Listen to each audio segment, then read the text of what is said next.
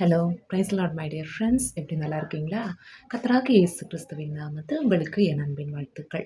இன்றைக்கும் கர்த்தர் நம்மோடு சொல்லுகிற வேதவசனம் சங்கீதம் 104 அதிகாரம் 33, 34 ஆகிய வசனங்கள். நான் உயிரோடு இருக்கும் மட்டும் என் கர்த்தரை பாடுவேன், நான் உள்ளளவும் என் தேவனை கீர்த்தனம் பண்ணுவேன், நான் அவரை தியானிக்கும் தியானம் இனிதா இருக்கும், நான் கர்த்தருக்குள் மகிழ்வேன். I will sing to the Lord all my life. I will sing praise to my God as long as I live. May my meditation be pleasing to him as I rejoice in the Lord. அருமையான தேவனுடைய பிள்ளைகளே, சங்கீதக்காரனாகிய தாவீது இதை எழுதியிருக்கிறார். தாவீது நார்மலா ஆடு மேய்க்கிற ஒரு சிறுவனாயிருந்தார்.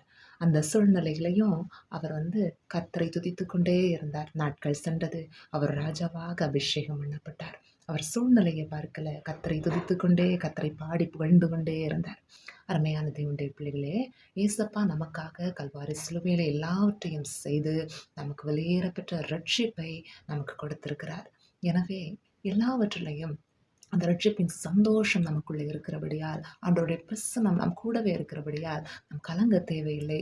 சூழ்நிலை எதுவாயினும் நம் ஆண்டவரை துதித்து கொண்டே இருக்கும்போது, அவருடைய பிரசன்னத்தை உணரும்போது தடைகள் உடையும், நம்முடைய துக்கங்கள் சந்தோஷமாய் மாறும், பிசாசு வெட்கப்படுவார். இன்றைக்கும் நீங்கள் கலக்கத்தோடு கவலையோடு இருக்கலாம்.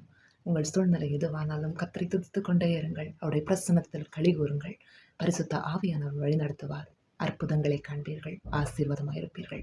கர்த்தர் தாமே இந்த வார்த்தைகள் மூலமாய் நம்மை ஆசீர்வதிப்பாராக. ஆமென். God bless you all. Bye bye.